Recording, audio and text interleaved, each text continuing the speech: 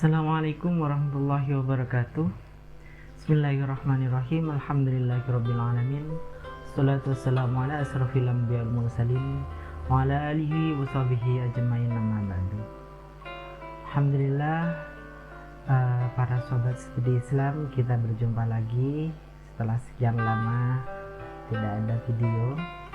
Pada saat ini saya akan menjelaskan tentang fadilah Ramadan. Banyak sekali hal-hal yang memang patut kita amalkan di dalam bulan Ramadan. Salah satunya pembacaan setelah sholat tarawih yang biasa dilakukan di dalam masyarakat.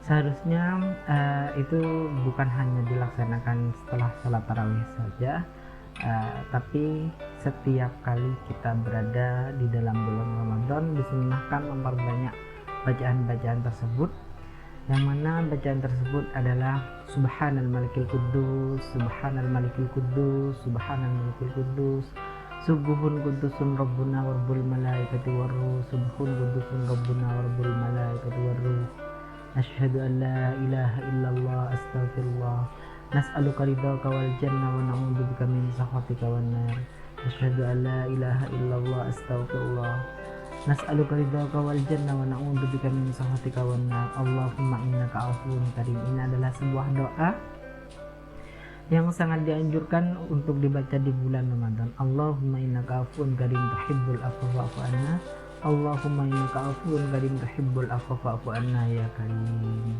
Selain itu, amalan-amalan yang harus kita amalkan di dalam bulan Ramadan untuk memperbanyak pahala, karena di bulan Ramadan ini adalah bulan yang sangat istimewa. Banyak sekali pahala-pahala yang besar apabila kita melakukan amal-amal sunnah yang dilakukan oleh Nabi Muhammad SAW. Nah, selain itu di dalam bulan Ramadan juga dianjurkan untuk kita melakukan sholat tarawih. Untuk jumlah sholat tarawih itu ada perbedaan ulama, nanti saya jelaskan menggunakan kitab Hujjah Ahlussunnah wal Jamaah di episode selanjutnya. Nah, untuk sekarang yang pertama kali akan saya jelaskan adalah tentang keutamaan sholat tarawih setiap malamnya. Keutamaan sholat tarawih ini saya temukan di dalam kitab Durratun Nasihin halaman 18, Al-Majlisur Rabi fi Fadilati Shahri Ramadan. Di dalam kurung Tanbihul Ghafilin, saya bacakan terlebih dahulu. An Ali ibn Abi Thalib radhiyallahu anhu annahu qala Su'ilan Nabiyyu alaihi salatu wassalam min fadailit tarawih. Ditanyakan siapa Nabi Muhammad sallallahu alaihi wasallam dari beberapa fadilahnya tarawih fi talibin fi syahri Ramadan, di dalam bulan Ramadan. Lalu Nabi mengatakan, faqalah, kata Nabi, yakhrujul mu'minu min dambihi fi awwali lailatin kayaumi wulidat ummuhu. Untuk fadilah salat tarawih di malam pertama adalah orang mukmin terlepas dari dosanya pada permulaan malam tarawih, dan mereka bersih seperti hari dia dilahirkan dari kandungan ibunya.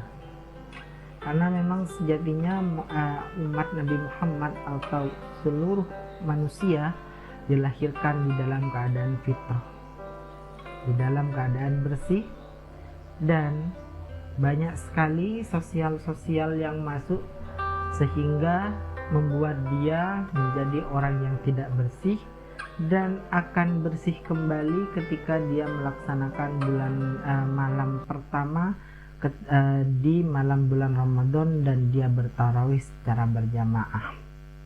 Di sini sangat jelas dijelaskan oleh Nabi di dalam kitab yang tertulis di dalam kitab Durratun Nasihin. Setelah itu di malam kedua, wa fil lailatis tsaniyati yaghfiru laku wa li abawaihi in kana mu'minaini. Hari kedua, keutamaan malam sholat tarawih di malam kedua, diampuni dan juga dimaghfirah dia orang yang sholat tarawih beserta orang tuanya apabila orang tua kita itu adalah orang mukmin, maka kita akan diampuni dosa kita. Begitu juga orang tua kita apabila mereka mukmin, kita akan diampuni ketika kita melaksanakan sholat tarawih di malam kedua. Dan di malam ketiga, wa fil lailatis salisati, dan di dalam malam ketiga, yunadi malakun min tahtil arsy ista'nafal amalu ghafarallahu ma taqaddama min dambik. Di malam ketiga ada salah satu malaikat yang mengundang dari bawah aras. Dia memanggil dari bawah aras. Kata dia, mulailah bekerja, maka Allah mengampuni dosamu yang telah terlalu. Seperti apapun keadaan kita, banyak ataupun sedikit dosa kita, apabila kita melaksanakan sholat tarawih di malam ketiga, insya Allah Allah akan mengampuni segala dosa yang kita lakukan di masa lampau. Fadilah sholat tarawih yang keempat, wa fil lailatir rabi'ah lahu minal ajri mithlu qiraati taurati wal injili waz zaburi wal furqan. Jadi pahalanya sama banyaknya dengan pahala kita membaca kitab Taurat, kitab Injil, kitab Zabur ataupun kitab Al-Qur'an. Subhanallah, sangat banyak sekali fadilah-fadilah tarawih yang sangat dianjurkan oleh Nabi Muhammad SAW. Maka dari itu jangan malaslah untuk bertarawih, karena banyak fadilah-fadilahnya, door-prize-nya. Karena mungkin memang pahala yang diberikan oleh Allah Subhanahu wa Ta'ala itu tidak kasat mata. Andaikan kasat mata, maka orang-orang akan berlomba-lomba untuk mengambil pahala tersebut di setiap malam bulan Ramadan. Maka dari itu saya menganjurkan kepada kalian dan kita termasuk saya untuk melaksanakan tarawih setiap malam. Lanjut kita ke fadilah salat tarawih kelima. Wa fil lailatil khamisati a'tahu Allah ta'ala misluman shalla fil masjidil haram wa masjidil madinah wa masjidil aqsa. Jadi di malam kelima Allah memberi pahala kepada orang yang salat tarawih seperti pahala orang yang mengerjakan salat di Masjidil Haram, Masjidil Aqsa, Masjid Madinah, Masjid Nabawi pokoknya ya. Nah, hal tersebut sangat sulit untuk kita sebagai orang Indonesia melakukan hal tersebut. Maka dari itu apabila kita menginginkan pahala sholat di 4 masjid yang sangat utama ini, yakni Masjid Haram, Masjidil Aqsa, Masjid Madinah dan Masjid Haram, Masjid Madinah dan Masjid Aqsa, tiga masjid yang sangat utama di dunia ini. Kalau kita sholat di situ pahalanya sangat besar, karena ada di dalam kitab Jami'us Shaghir sudah disebutkan ketika kita melakukan ibadah di dalam masjid tersebut maka pahala kita dilipat gandakan. Nah, untuk melakukan hal tersebut karena kita sebagai orang Indonesia sangat jauh jaraknya, tidak memungkinkan untuk kita melakukan hal tersebut setiap malam, maka Nabi menganjurkan untuk kita melakukan sholat tarawih di malam kelima. Untuk malam keenam apa saja? Untuk malam keenam fadilah salat tarawih adalah wa fil lailatis sadisati a'taqullahu ta'ala thawaba man tawafa bil baitil ma'mur wa yastaghfiru lahu kullu hajarin wa madarin. Subhanallah, pada malam ke-6 ini Allah memberi pahala kepada orang yang sholat tarawih seperti pahala orang yang melakukan tawaf. Tawafnya bukan hanya di Baitullah tapi di Baitul Ma'mur. Baitul Ma'mur ini tempatnya berada di atas Baitullah, di atas langit, yang mana Baitul Ma'mur ini adalah tempat tawafnya malaikat. Dan selain itu, orang yang salat tarawih di malam ke-6 dimohonkan ampunan pula untuknya semua batu dan tanah liat keras. Jadi segala sesuatu baik tanah liat ataupun batu memohon ampun untuk dosa-dosa kita. Coba kita bayangkan, kita meminta maaf atau meminta maghfirah dari satu orang itu sangat sulit. Tapi ketika kita melaksanakan sholat tarawih ke-6, bukan cuma siapa saja, bukan cuma bukan cuma kita yang meminta istighfar atau meminta maghfirah, tapi banyak yang menolong kita dan minta untuk agar kita diampuni dosanya. Salah satunya siapa? Yaitu semua tanah liat yang ada di dunia ini dan semua bebatuan yang ada. Batu, kalau kita menghitung batu satu sungai aja itu sangat banyak, apalagi kalau kita menghitung satu dunia. Subhanallah walhamdulillah wa la ilaha illallah wallahu akbar. Ini adalah pahala yang sangat dianjurkan oleh Nabi Muhammad SAW. Dan di dalam malam yang ke-7, wa fil lailatis sabiati fakana ma adraka Musa alaihi salam wa nasarahu ala fir'auna wa haman.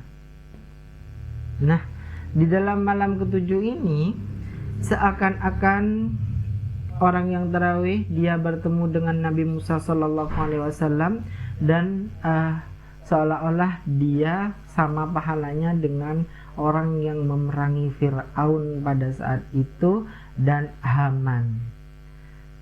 Beliau-beliau ini adalah orang-orang yang sangat durhaka di dunia dan dikenal kedurhakaannya sepanjang masa.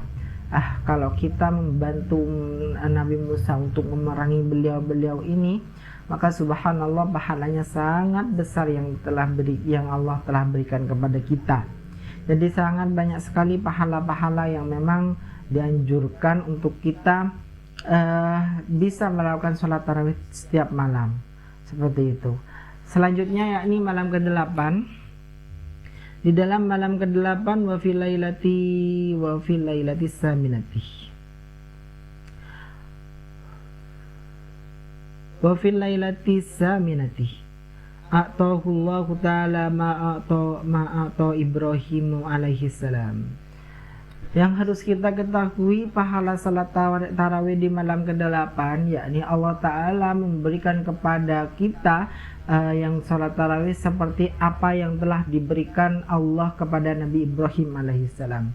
Selain segala sesuatu yang telah diberikan termasuk rezeki kepada Nabi Ibrahim juga diberikan rezeki istri yang cantik oleh Allah Subhanahu wa Ta'ala, yakni Siti Hajar. Selain itu dikasih rezeki anak yang solih seperti Nabi Ismail alaihi salam. Dan selain itu Allah memberikan pangkat yang sangat istimewa kepada Nabi Ibrahim, yakni Khalilullah, kekasih Allah. Maka dari itu malam ke-8 ini sangat menjadi sebuah malam yang sangat istimewa. Setiap malam sebenarnya istimewa di dalam bulan Ramadan, namun malam ke-8 ini sangat banyak manfaatnya apabila sangat banyak pahalanya apabila kita melakukan salat tarawih di malam ke-8. Nah, setelah itu ketika kita lanjut kepada malam ke-9. Apa sih fadilah salat tarawih di malam ke-9? Wa fil lailati tasi'ati faka'annama Abdullahi ta'ala ibadatan. Eh, pahala sholat tarawih di malam ke-9 seakan-akan dia telah mengerjakan ibadah seperti ibadahnya Nabi Muhammad SAW. Tidak ada orang yang lebih sempurna daripada Nabi Muhammad, termasuk dari pekerjaan ibadahnya. Apabila kita pengen mempunyai pahala seperti ibadahnya Nabi Muhammad, maka sholatlah tarawih di malam ke-9. Karena malam ke-9 mempunyai sebuah faidah atau fadilah yang sangat besar, yang sangat agung. Subhanallah, sangat banyak sekali keistimewaan di bulan Ramadan ini. Jangan maka dari itu jangan terlalu kenyang-kenyang ya. Ketika kita mau tarawih, makanlah secukupnya. Jangan terlalu tamak. Kata Allah Subhanahu wa taala di dalam surah Al-Baqarah, "Kulu washrabu wa la tusrifu." Makanlah kamu dan minumlah kamu dan jangan berlebih-lebihan. Boleh kita makan, boleh kita minum, tapi jangan berlebih-lebihan. Maksudnya berlebih-lebihan dengan kita makan tersebut sehingga membuat kita malas beribadah, itu adalah salah satu konteks berlebih-lebihan. Nah, yang selanjutnya yaitu pada malam ke-10 Allah memberikan rezeki kepadanya, kebaikan di dunia dan di akhirat. Kata di dalam kitab ini disebutkan wa fil lailatil asirati yarzuquhullahu ta'ala khairid dunya wal akhirah. Jadi kebaikan yang ada di dunia dan di akhirat oleh Allah Subhanahu wa taala diberikan kepada orang yang beriman. Oke, mungkin cukup sekian video saya kali ini. Semoga menjadi video yang bermanfaat untuk kita di bulan Ramadan menjadi pribadi yang lebih baik, lebih rajin membaca Al-Quran, lebih rajin beribadah. Cukup sekian dari saya. Wassalamualaikum warahmatullahi taala wabarakatuh.